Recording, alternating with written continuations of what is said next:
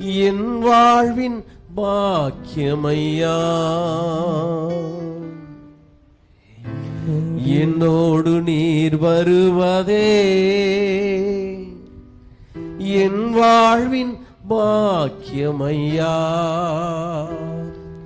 பிரசன்னமே தேவ பிரசன்னமே போதுமே என் வாழ்விலே. பிரசன்னமே தேவ பிரசன்னமே போதுமே என் வாழ்விலே. நீங்க இல்லாத ஒரு நொடி கூட என் வாழ்வில் வேண்டாமையா. நீங்க இல்லாத ஒரு நொடி கூட என் வாழ்வில் வேண்டாமையா. என்னோடு நீர் இருப்பதே என் வாழ்வின் மேன்மையா. என்னோடு நீர் இருப்பதே என் வாழ்வின் பாக்கியமையா. அன்பு தெய்வமே, இந்த காலை வேளையில உம்முடைய முகத்தை தேடி வந்திருக்கிறோம். உம்முடைய வார்த்தை நாள் இப்பொழுது எங்களை நிரப்புவீராக. இந்த வார்த்தைகள் எங்களை எச்சரிக்கட்டும், இந்த வார்த்தைகள் எங்களை உற்சாகப்படுத்தட்டும், இந்த வார்த்தைகளை நீர் எங்களுக்கு விளக்கித்தாரும். இயேசுவின் நாமத்தில் பிதாவே, ஆமென். சர்வ வல்லமையுள்ள தேவனுடைய சமூகத்தில் காத்திருக்கிற தேவ பிள்ளைகள் யாவரையும் இயேசுவின் நாமத்தில் நான் வாழ்த்துகிறேன்.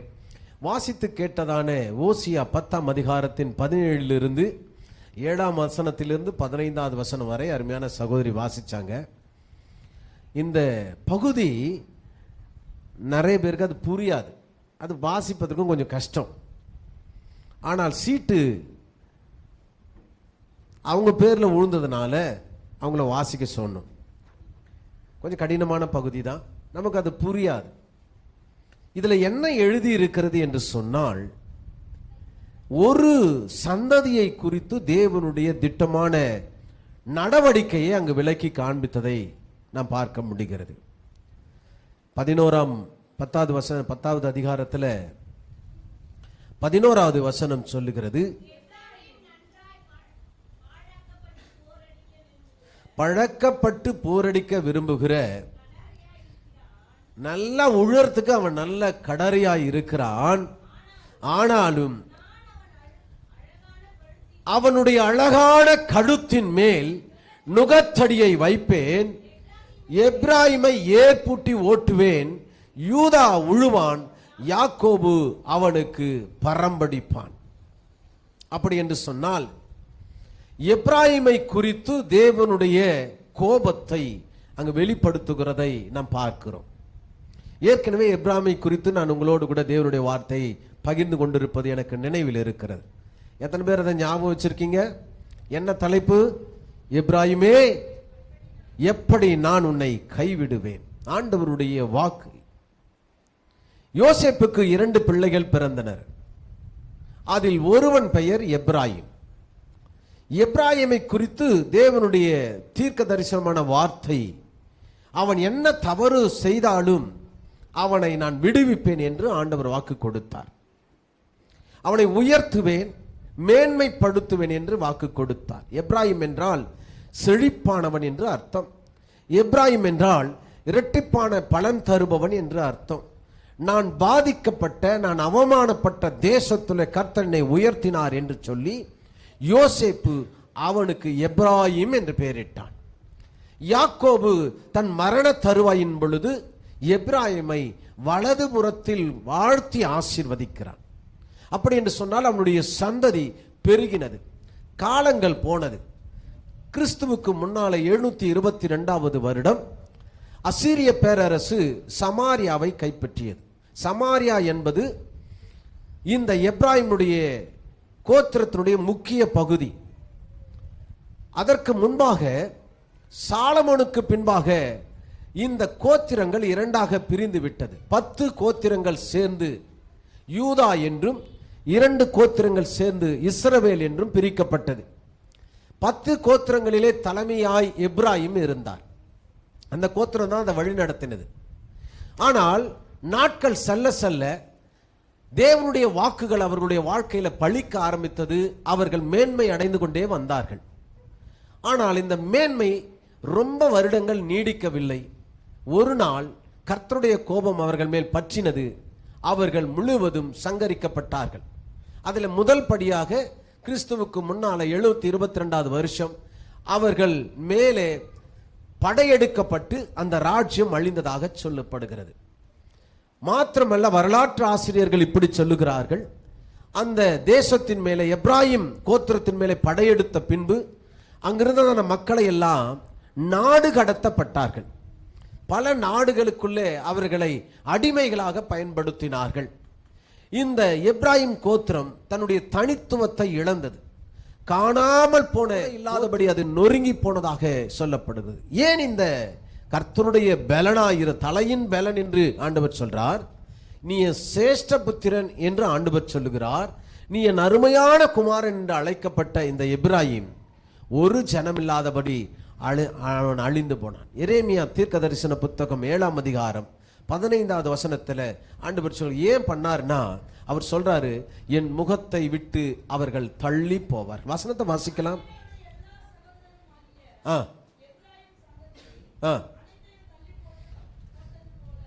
அனைத்தையும் தள்ளி போட்டது போல உங்களையும் என் முகத்தை விட்டு தள்ளி போடுவேன். ஆண்டவர் சொல்றாரு, என் முகத்தை விட்டு அவங்களை தள்ளி போட்டுருவேன். அவர்கள் செய்த தவறுகள் என்ன, அவர்கள் செய்த தவறுகள் என்ன, நாம் அதைத்தான் இப்பொழுது ஆராய போகிறோம். நமக்கு நேரம் குறைவாய் இருக்கிறபடினாலே வேகமாக நீங்கள் என்னோடு பயணிக்கும்படியாக நான் கேட்டுக்கொள்கிறேன். காரணம் என்னவென்று சொன்னால், இது எப்ராஹிமுக்கு மாத்திரம் எச்சரிக்கை அல்ல, எப்ராஹிம் மட்டும் இது நடந்த விஷயம் அல்ல, நம்முடைய வாழ்க்கையிலும் இது நடக்கக்கூடிய சாத்தியம் உண்டு. நம்மையும் கர்த்தர் முகத்துக்கு முன்பாக தள்ளி போடக்கூடியதான சூழ்நிலை வரும். அதற்காக எச்சரிக்கையாய் இருக்கும்படியாய் இந்த வேத வசனம் நம்மை எச்சரிக்கிறது. அன்புக்குரியவர்களே, என்னோடு நீங்கள் பயணிக்கும்படியா அன்போடு கேட்டுக்கொள்கிறேன். இதில் ஒரு 5 காரியங்களை குறித்து, எப்ராஹிம் ஏன் தள்ளப்பட்டான், ஏன் விழுந்தான், கர்த்தருடைய கோபம் ஏன் அவன் மேல் முற்றிட்டு, அவன் என் சேஷ்ட புத்திரன் என்று ஆண்டவர் பாசத்தோடு அழைத்த அந்த கோத்திரம் எங்கே இல்லாமல் போனது என்பதை குறித்து சற்று ஆராய்வோம். முதலாவதாக இதற்காக தெரிந்து கொள்ளப்பட்ட வேத பகுதி தான் ஏசாயா தீர்க்கதரிசன புத்தகத்தின் 9ஆம் அதிகாரத்தை நாம் திருப்பிக் கொள்ள போகிறோம். முதல் குறிப்பு 9-10 வசனங்களை நாம் வாசிக்கலாம்.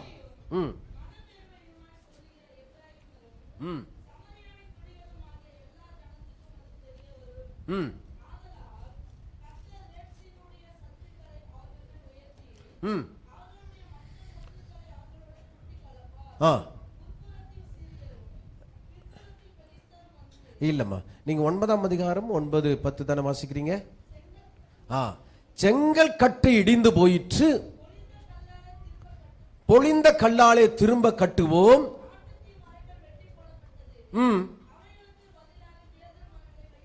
என்று அகந்தையும் மனப்பெருமையாய் சொல்லுகிற எப்ராயிமரும் சமாரியரும் குடிகளாகிய எல்லா ஜனத்துக்கும் அது.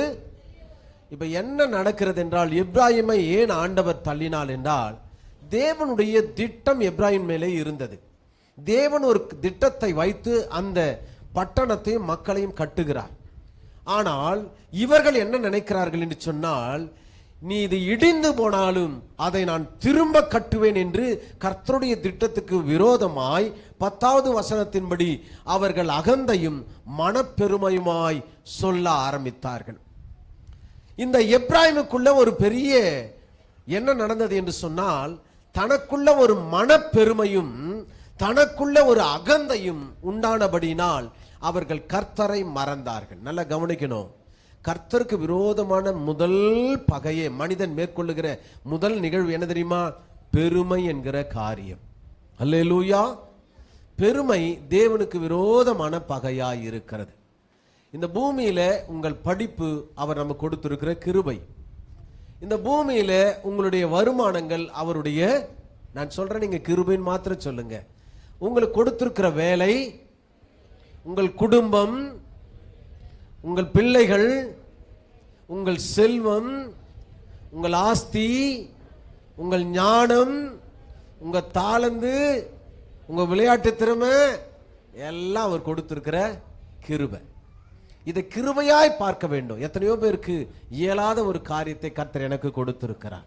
நீங்க நினைக்கிறீங்களா, எனக்கு அது இல்லை இது இல்லைன்னு நம்ம நிறைய குறை சொல்றோமே. அமெரிக்கா பணக்கார நாடு, அதுல எந்த சந்தேகம் இல்லைல்ல. உலக வல்லரசுகள ஒரு நாடு. அதுல ஒரு பகுதி, ஒரு குறிப்பிட்ட பகுதியை நான் இந்த குறு வீடியோவில் நான் பார்த்தேன். அந்த பகுதி முழுதுமே வீடற்றவர்களுடைய பகுதியாய் ஒதுக்கி வைக்கப்பட்டிருக்கிறது. வீடு கிடையாது அவங்களுக்கு. அவர்கள் எல்லாருமே ஜாம்போ, அந்த நகர், அந்த பகுதி பேரு ஜாம்போ நகர். எல்லாரும் போதையில மதக்கிறாங்க. நீங்க கூகுள்ல சர்ச் பண்ணி பாருங்க, தெரியும். அமெரிக்கா பெரிய பிரசித்தி பெற்ற நாடு, வல்லரசு தான், பணக்கார நாடுதான், உலகத்துக்கே கடன் கொடுக்கிற நாடுதான். ஆனால் அந்த பகுதியில காணப்படுகிற இருளான ஒரு பகுதி ஜாம்பி.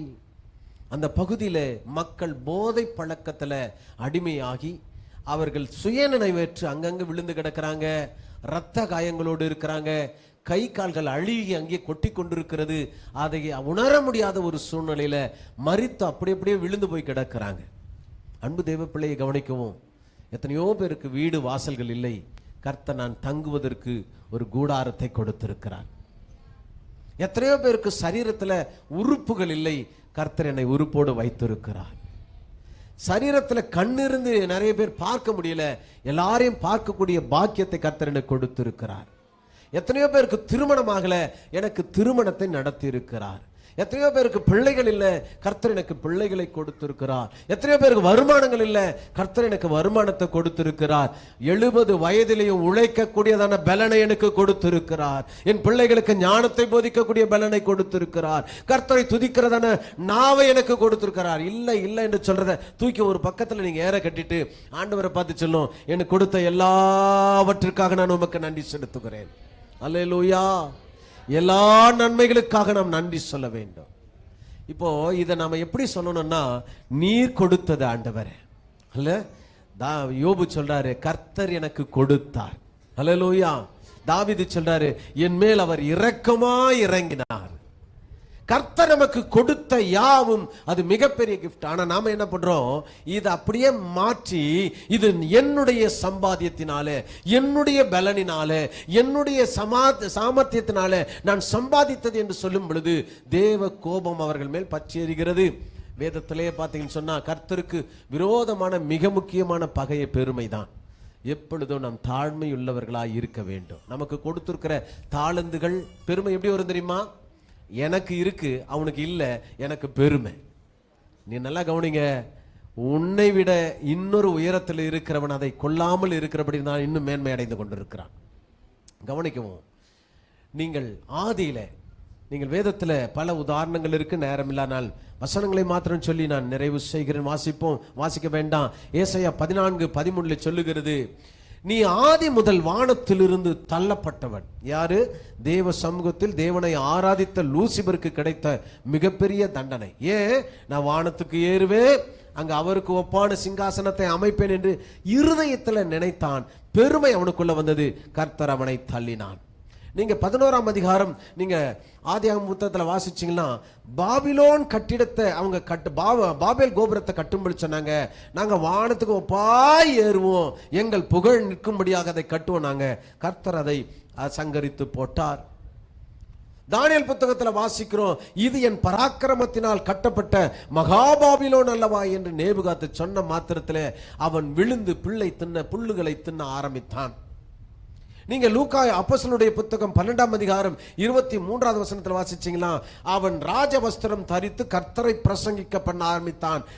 கர்த்தருடைய தூதன் அவனை அடித்தான், அவன் புழுத்து இறந்தான் என்று ஏறுவதை குறித்து சொல்லப்படுகிறது.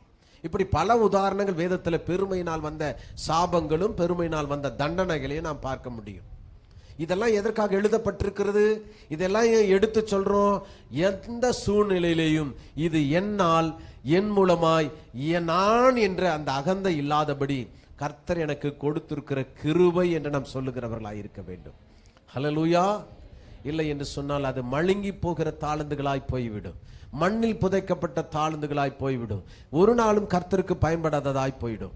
நீதிமொழிகளுடைய புத்தகம் 30ஆம் அதிகாரத்தின் 8-9வது வசனம் சொல்லுகிறது, ஒரு மனிதனுக்கு அதிகப்படியான செல்வம் வரும் பொழுது அவனுக்குள்ள பெருமை வருகிறது. இந்த எப்பிராயிம் அழிந்ததுக்கு முதல் காரணம் பெருமையும் அகந்தையும்.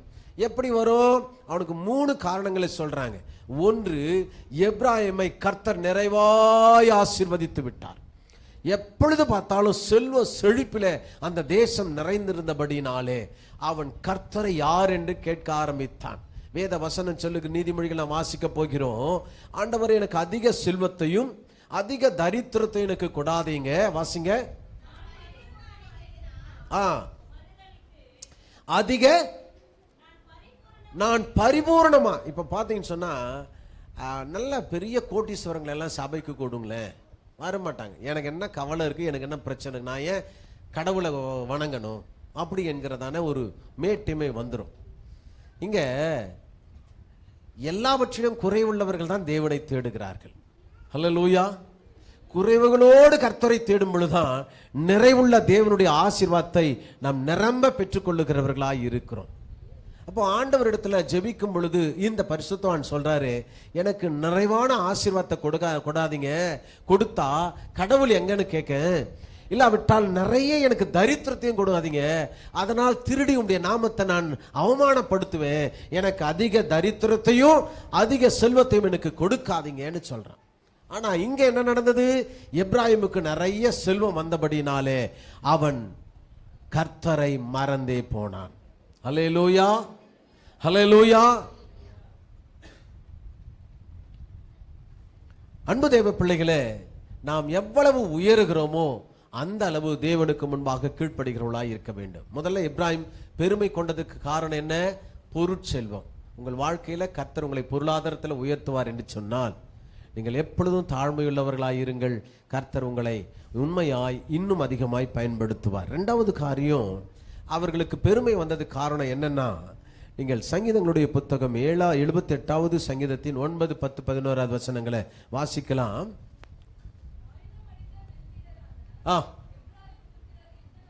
யுத்த நாளிலே முதுகு காட்டினார்கள், அவர்கள் தேவனுடைய உடன்படிக்கையை கை கொள்ளாமலும்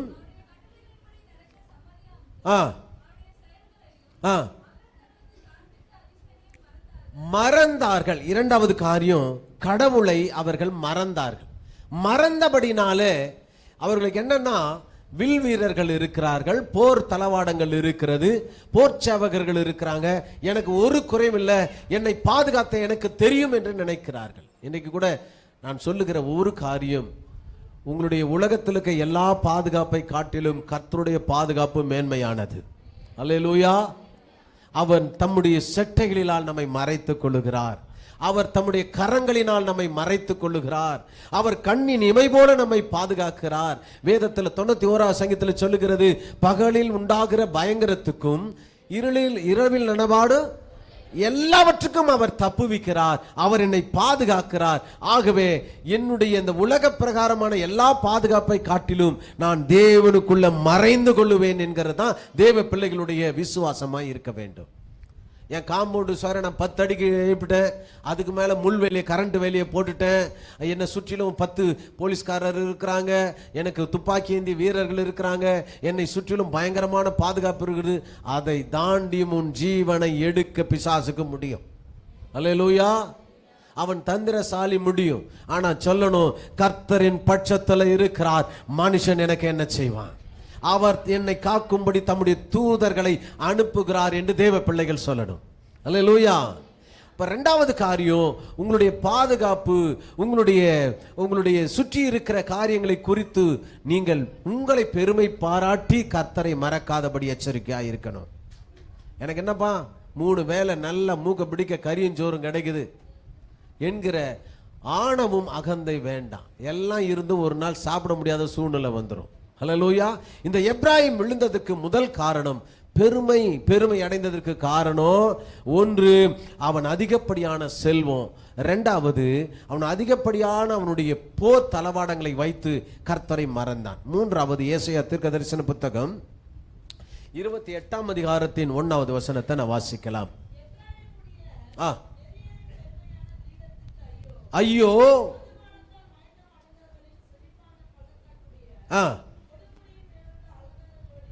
அலங்கார ஜோடித்து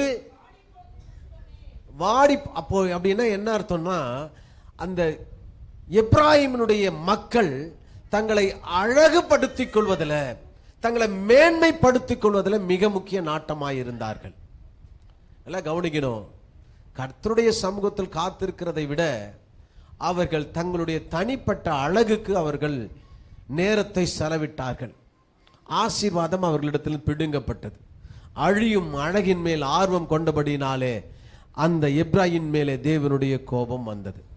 அன்புக்குரிய தேவ பிள்ளையே, பெருமை, தான் அழகாயிருக்கிறோம் என்கிற பெருமை, தனக்கு கிரீடம் இருக்கிறது என்பது பெருமை, தனக்கு அரசாட்சி இருக்கிறது என்ற பெருமை, தான் எல்லா 10 கோத்திரங்களில் மேன்மையானவன் என்கிற பெருமையினால் அவர்கள் விழுந்து போனார்கள். அன்பு தேவ பிள்ளையே, முதல் எச்சரிக்கை, நம்முடைய வாழ்க்கையில பெருமை அல்லாவிட்டால் அந்த பெருமையின் அகந்தை, என்ன சொல்லுவாங்க, அரகன்ஸ் இதுவோ அல்லது இந்த பிரைடு, பெருமை என்கிற அந்த காரியம் நமக்குள்ள வந்தா ஆண்டவரை விட்டு நாம் அப்புறப்படுத்துவோம் என்பதில் சந்தேகம் இல்லை.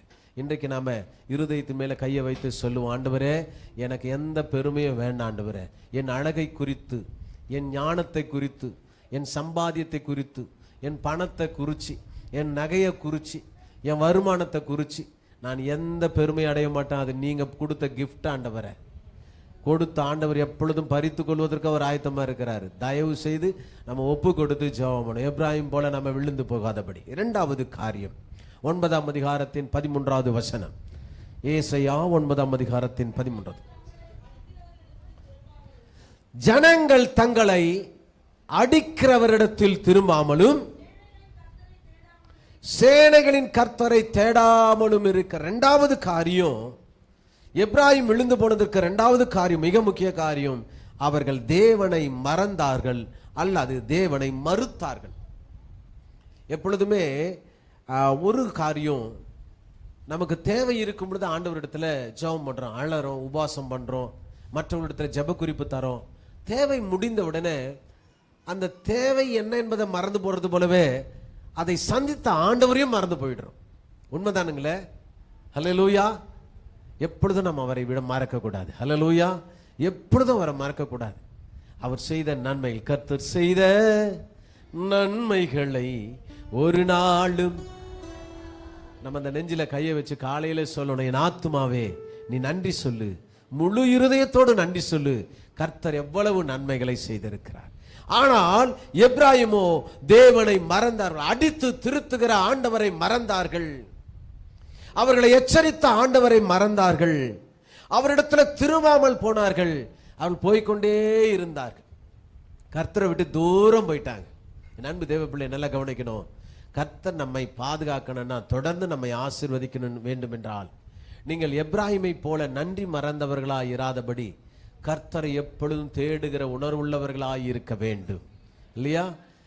இந்த வேதத்திலேயே ரொம்ப கர்த்தரால பயன்படுத்தப்பட்ட பாத்திரம் தாவீது. இதை யாரும் மறுக்க முடியாது தானே? காரணம் என்னன்னு கேட்டீங்கன்னா, ஆடுகளுக்கு பின்னால் போனாலும் ஆண்டவருக்கு நன்றி சொன்னான்.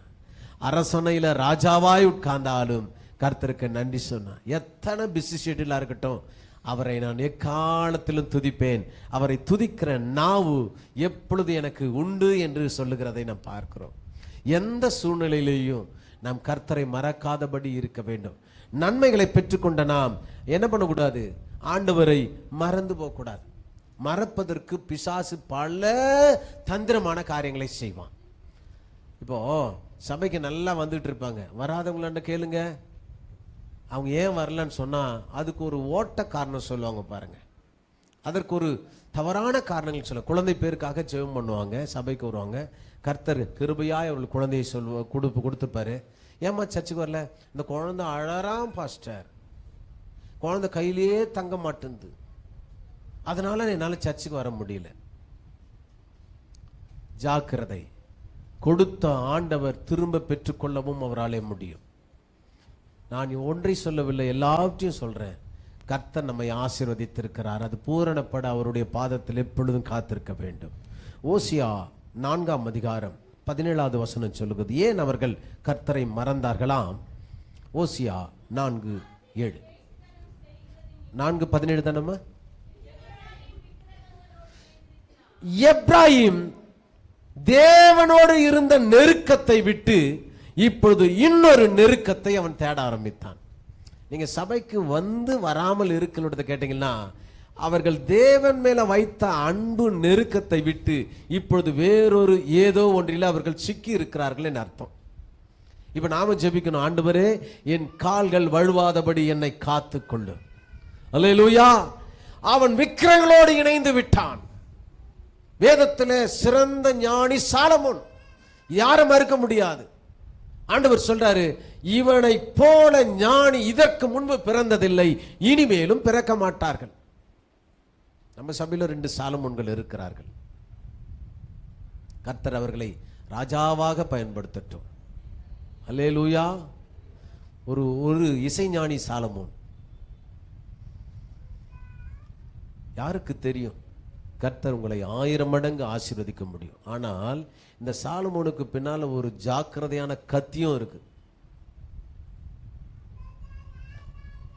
அவன் எத்தனை ஞானம் உள்ளவனாய் இருந்தாலும், அவன் எத்தனை கர்த்தரால பயன்படுத்தப்பட்டாலும், சாலமோனோடு இஸ்ரவேல் ராஜ்யம் விழுந்து போயிற்று. அவன் சோரம் போனான் என்று வேதம் சொல்லுகிறது. அவன் விக்கிரகத்தை வழிபட்டு அவன் பின்பற்றி போனான் என்று வேதம் சொல்லுகிறது. கர்த்தருக்கு பிடிக்காத 10 காரியங்களை தான் 10 கற்பனையா ஆண்டவர் கொடுத்திருக்கிறார். இதெல்லாம் எனக்கு பிடிக்காதப்பா. அதுல ஒன்று விக்கிரக ஆராதனை, அதுல ஒன்று கர்த்தர் கொடுக்க வேண்டிய கனத்தை மகிமையை இன்னொன்னு படைக்கப்பட்டவர் கொடுக்க கூடாது. நான் சொல்றது உங்களுக்கு புரியும் நினைக்கிறேன். அல்லேலூயா.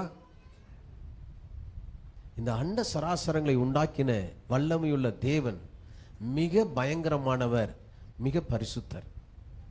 ஆனா அவருக்குரிய கனத்தை அவர் படைத்த, அவர் உண்டாக்கின, அவர் உருவாக்கின ஒவ்வொரு காரியத்தையும் நாம கொடுத்து இன்றைக்கு அதை கடவுளாய் மாற்றிக் கொண்டிருக்கிறோம்.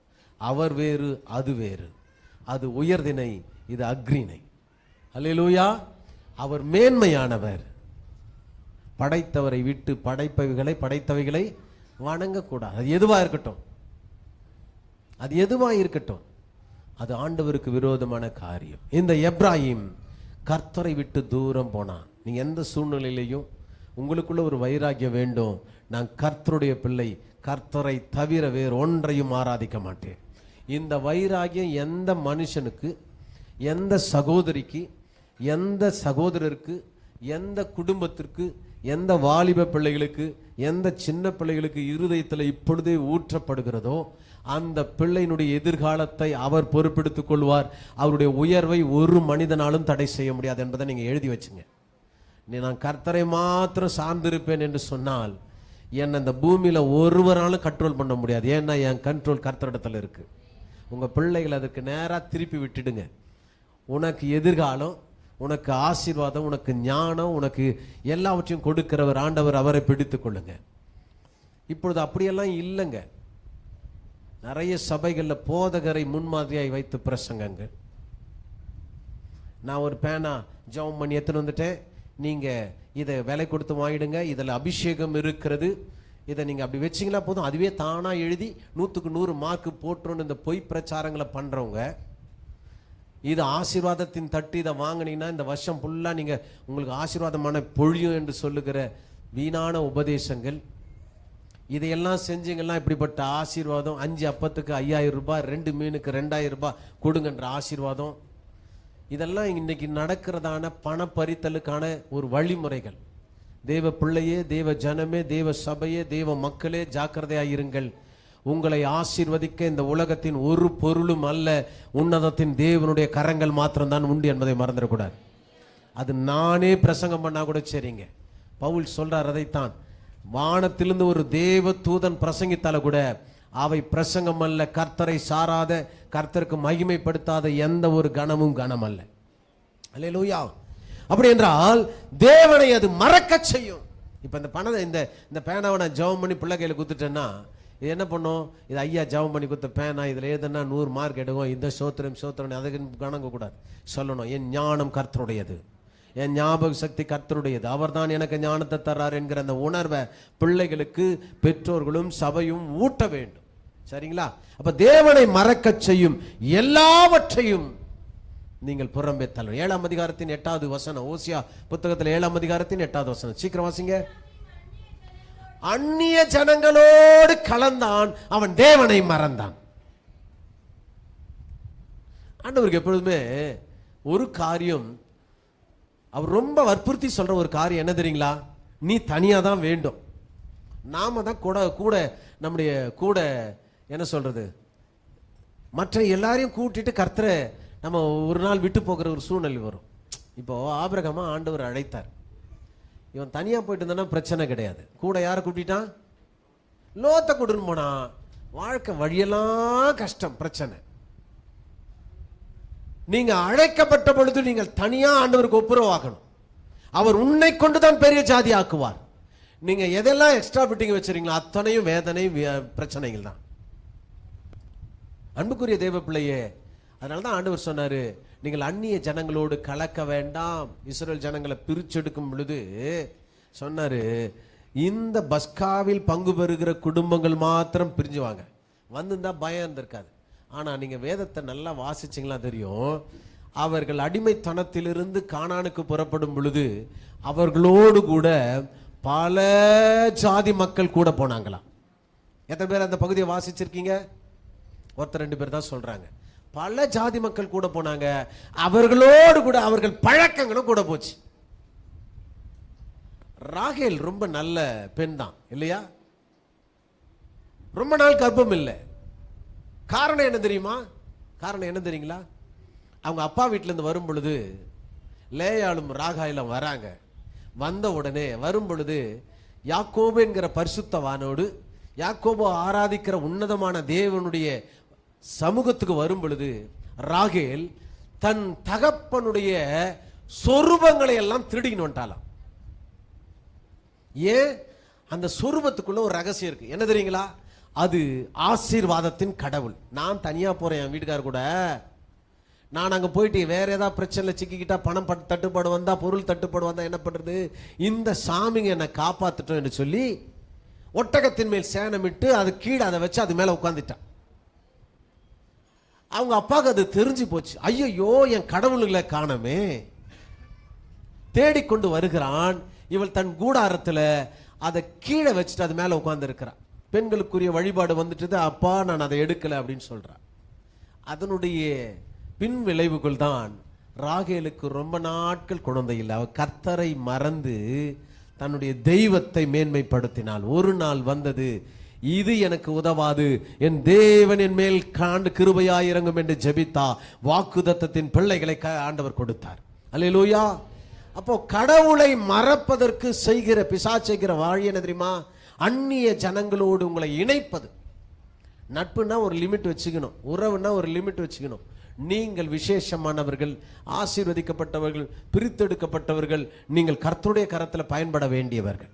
நீங்கள் உங்களுடைய ஆசீர்வாதத்தின் எல்லையை நீங்கள் மற்றவர்களோடு கூட நீங்கள் பகிர்ந்து கொள்ளக்கூடாது. அதனாலதான் ஆண்டவர் என்ன பண்ணாரு? கானானுக்குள்ள போறதுக்கு முன்னால அங்கிருந்ததான அந்நிய ஜனங்களை எல்லாரையும் அப்புறப்படுத்திட்டு தம்முடைய ஜனங்களை எங்களை குடியேற பண்ணினார். நடந்தது என்ன? இவர்கள் பக்கத்தில் இருந்ததான மக்களோடு கூட இணைந்து இந்த பரிசுத்த ஜாதி கீழ்த்தரமான மக்களாய் மாறிவிட்டார்கள். கர்த்தர் நோவா காலத்தில் அழித்ததுக்கு காரணம் என்ன? அவருடைய தேவகுமாரர்கள் ராட்சதர்களோடு கூட உறவு வைத்துக் கொண்டார்கள். அங்கு ராட்சதர்கள் பிறந்தார்கள். ராட்சதர்னா ராட்சதர்கள், ஏனாக்கின் குமாரர்கள். இது சேத்தின் குமாரர்கள். இவர்கள் திருமணத்தில் ஏற்பட்டபடினால் தேவ திட்டம் நிறைவேறாமல் போய்விட்டது. ஆபிரகாம் ஆண்டவர் அழைக்கிறாரு. ராஜா வெகுமானங்கள்லாம் கொடுக்கிறான். ஒரு இடத்துல போயிட்டு பிரச்சனை வருது. அந்த வெகுமானங்கள் கூட ஒட்டங்களை கூட்டின்னு வந்தான், குதிரைகளை கூட்டின்னு வந்தான், ஆடு மாடுகளை கூட்டின்னு வந்தான். அவன் கொடுத்த கிஃப்டோடு கூட யாரை கூட்டிட்டு வந்துட்டான்? ஆகாரையும் கூட்டிட்டு வந்துட்டான். Very good. வேலைக்காரியான ஆகாரையும் கூட்டிட்டு வந்தான். இந்த வேலைக்காரி தான் பிரச்சனை ஆகி போச்சு. தேவ திட்டத்துக்கு விரோதமான காரியம் உண்டானது. அன்பு தேவ பிள்ளையை கவனிக்கும். அந்நிய ஜனங்களோடு கூட கலம்புவது என்பது தேவனுக்கு விரோதமான பகை. ஆகவே நம்முடைய சில பேர் சொல்லுவாங்க, இது என் பழக்க வழக்கம், இது என் குடும்பம், இது என் பாரம்பரியம், இது என் கலாச்சாரம் என்று சொல்லி தேவனுடைய திட்டத்தை அசட்டை பண்ணக்கூடாது இல்லையா? மொட்டை அடிக்கிறது தேவனுடைய திட்டம் இல்லை. பச்சை குத்துறது தேவனுடைய திட்டம் அல்ல. உங்கள் உடல்ல கீறி கொள்வது தேவனுடைய திட்டம் அல்ல. இன்னைக்கு நிறைய சபைகள் நடக்குது. டவுசர் போட்டு பிரசங்கிப்பது தேவ திட்டம் அல்ல. கீஞ்சு போன ட்ரெஸ்ஸோட வந்து ஆராதிப்பது தேவ திட்டம் அல்ல. நீங்கள் பரிசுத்த ஜாதி என்பதை மறந்துடக்கூடாது. அல்லேலூயா. உங்களை அழைத்தவர் பரிசுத்தம் உள்ளவர். உங்களை பார்க்கும் பொழுது ஒரு பிரசன்ஸ் அவங்க பார்க்கணும். உங்களை பார்க்கும் பொழுது உங்களுக்குள்ள இருக்கிற அபிஷேகத்தை பார்க்கணும். உங்களை பார்க்கும் பொழுது தேவனுடைய வார்த்தை நிரம்பின ஒரு மனுஷனாய் உங்களை பார்க்க வேண்டும். அப்படி என்று சொன்னால் நீங்கள் அந்நிய ஜனங்களோடு கலக்கிறத தயவு செய்து நிறுத்தி விடுங்கள். சரியா? ஒரு அருமையான ஊழியக்காரர் பிரசங்கம் பண்ணார். ஒரு பிரசங்கத்தை, தம்பி என்ன சவுண்ட் அது? பிரசங்கம் பண்ணும்போது சொன்னார், பிள்ளைகளுக்கு கெட்ட வார்த்தை. திடீர்னு ஒரு நாள் ஒரு பையன் அவங்க வீட்டுக்கு ஓடி வந்து கெட்ட வார்த்தை பேசுறான்.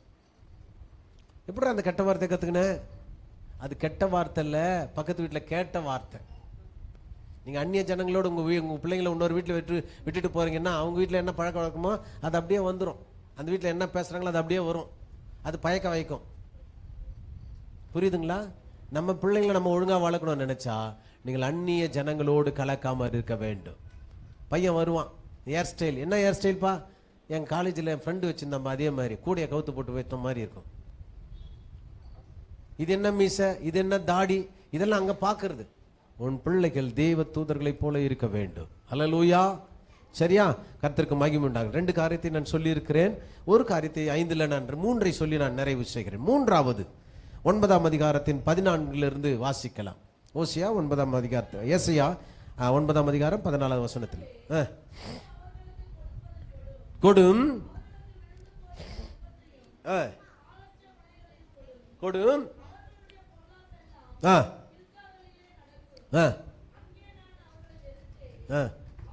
நீ எங்க வாசிச்சுன்னு இருக்கீங்கம்மா? இல்லம்மா, நான் ஏசாயா 9ஆம் அதிகாரம். ஆகையால் கர்த்தர் இஸ்ரவேலில் தலையும் வாளையும் கிளையும் நாணலையும் ஒரே நாளில் வெட்டி போடுவார். தலை பொய் போதகம் பண்ணுகிறவனே தீர்க்கதரிசியாகிய வாள் எத்தருமாய் அவர்களால் நடத்தப்படுகிறவர்கள் நாசமடைகளுமாய் இருக்கிறார்கள். அடுத்த வசனம் வேண்டாம், நம்ம நேரமாவது. இப்போ 3வது காரியம் என்னன்னா, இந்த எப்ராயிம் விழுந்து போனதுக்கு 3வது காரணம் தவறான வழிகாட்டுதல். மிஸ்கைடு என்று சொல்வார்கள். எல்லாம் தெரிஞ்சிருக்கும், தவறா வழி காட்டுவாங்க.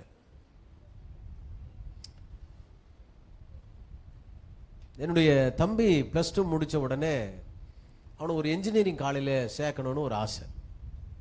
நான் அப்போது எங்கள் ஊர்லேயே ரொம்ப படித்த ஒரு வாத்தியார்கிட்ட போயிட்டு நான் கேட்குறேன், சார் அப்பா இப்போ தான் இறந்து போயிட்டார், எங்கள் தம்பிக்கு ஒரு என்ஜினியரிங் காலேஜில் படிக்க வைக்கணும், எந்த காலேஜ் படிக்க வைக்கலாம், என்ன படிப்பு படிக்க வைக்கலான்னு கேட்குறேன்.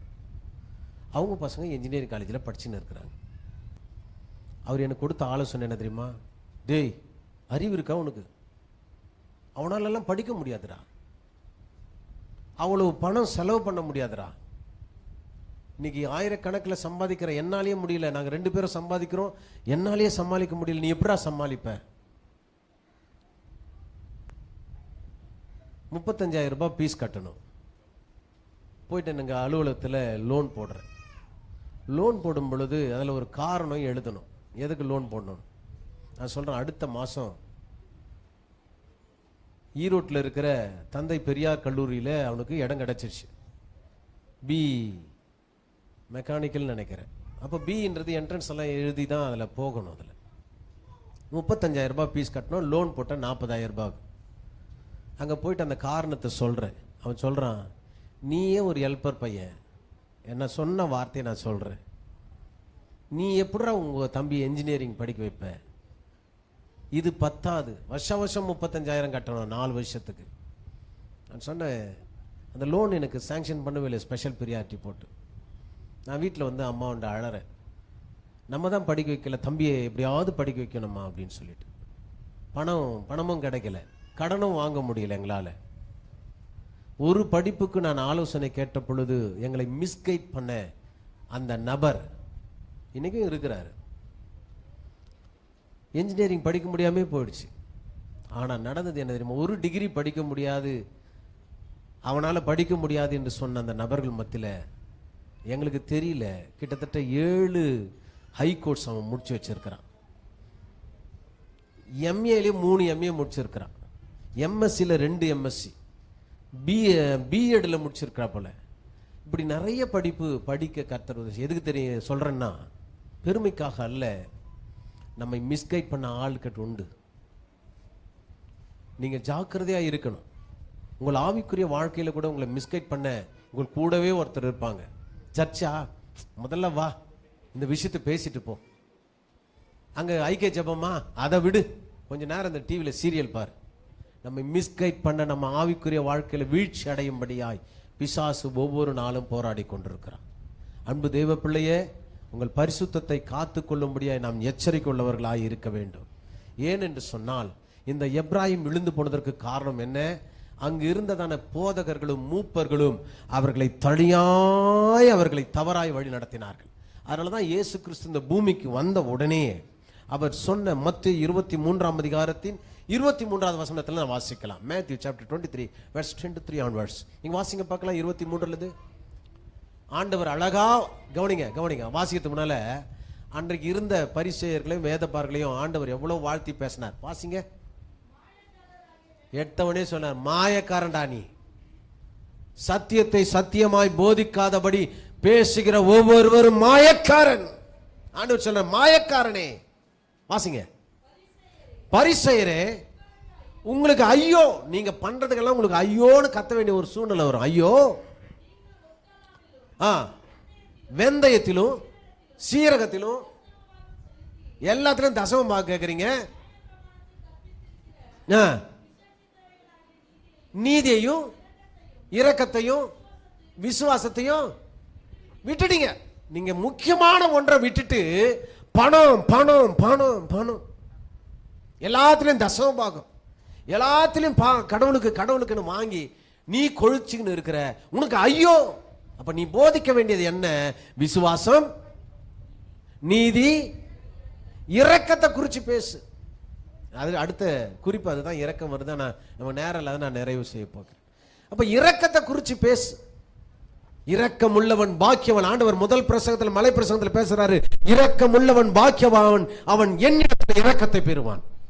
அல்லேலூயா.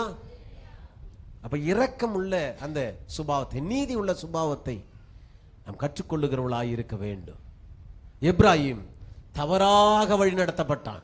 கர்த்தருடைய கற்பனையை அவன் அப்புறப்படுத்தி விட்டு மனித கற்பனையை அதில் புகுத்தினான். வாசிக்கலாம் அந்த வசனம், அந்த பகுதி தொடர்ந்து. வேத பாரகரே,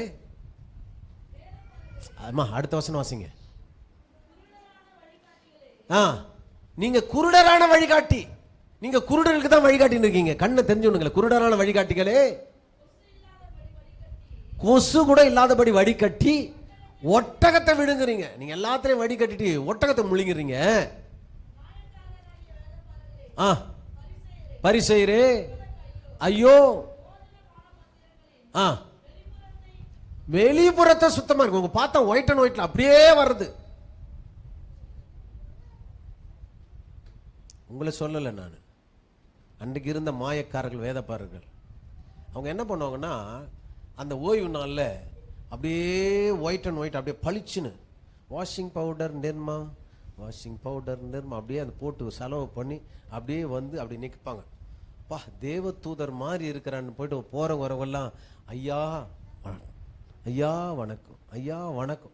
அதுக்காக அவர்கள் அப்படி கம்பீரமான தலையை மட்டும் ஆட்டுவாங்க. அவர்கள் என்ன பண்ண, முச்சந்திகளிலே நின்று அவர்கள் வணக்கத்தையும் நமஸ்காரத்தையும் அவர்கள் பெற்றுக்கொண்டார்கள்.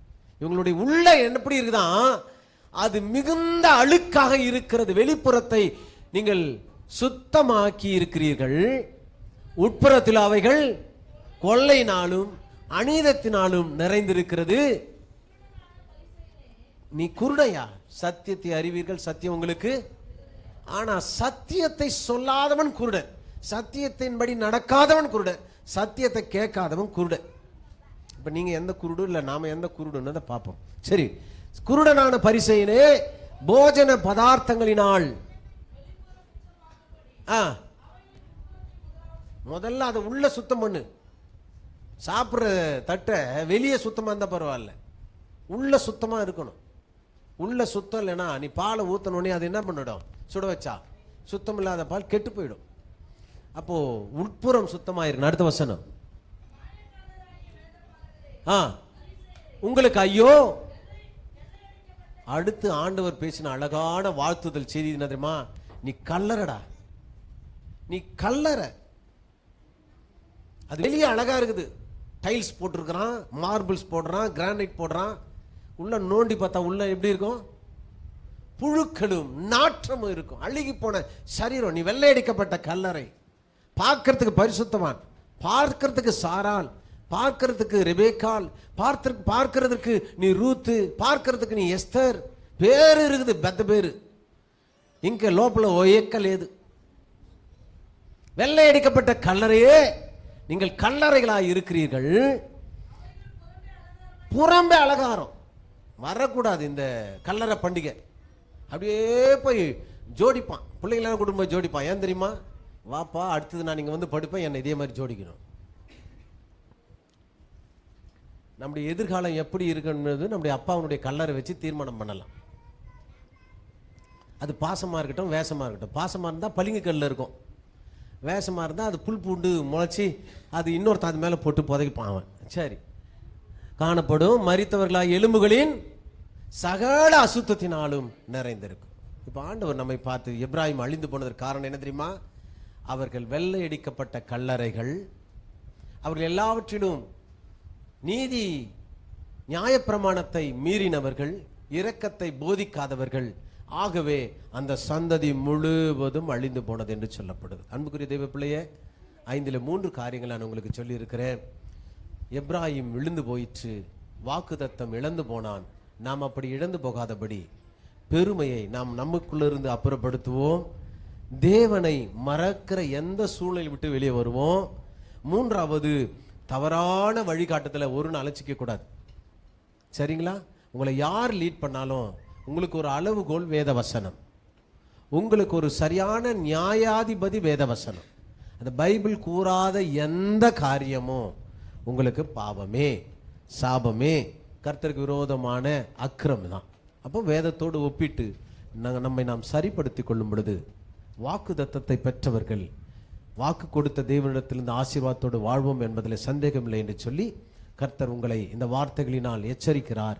நாம் எச்சரிப்பாய் பெற்று ஜாக்கிரதையாய் ஆசீர்வாதமாய் வாழும்படியாய் கர்த்தர் உங்களை உயர்த்துவாராக. நம்ம எல்லாம் எழுந்துக்கலாமா? கண்களை மூடி ஒரு நிமிஷம் ஆண்டவரை நோக்கி பார்க்கலாம். ஹல்லேலூயா, ஹல்லேலூயா.